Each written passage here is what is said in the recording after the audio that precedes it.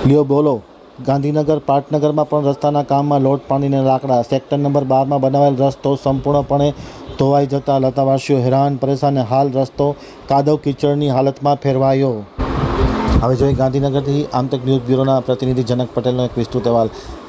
લ્યો બોલો રાજ્યનું પાટનગર ગાંધીનગરમાં પણ રસ્તાના કામમાં લોટ પાણીને લાકડા જેવો તાલ અને ભ્રષ્ટાચારના પોપડા ખર્યા।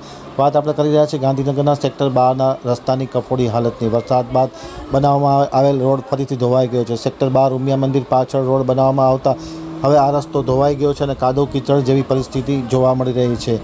કેવી કામગીરી કરવામાં આવી છે તે અંગે પણ એક સવાલ ઊભો થઈ રહ્યો છે। તંત્રના અભાવે સેક્ટરવાસીઓ હેરાન પરેશાન થઈ ગયા છે। ગાંધીનગરના સેક્ટરોમાં ક્યારે બનાવવામાં આવશે નવા રસ્તાઓ તે વિશે કોઈ ચોક્કસ માહિતી મળતી નથી, પરંતુ જે રસ્તો બનાવવામાં આવ્યો હતો તેમાં પણ લોટ પાણીને લાકડા અને ભ્રષ્ટાચારનો તાલ જોવા મળતા પ્રથમ વરસાદે રસ્તો ધોવાઈ ગયો છે અને લોકો હેરાન પરેશાન થઈ ગયા છે।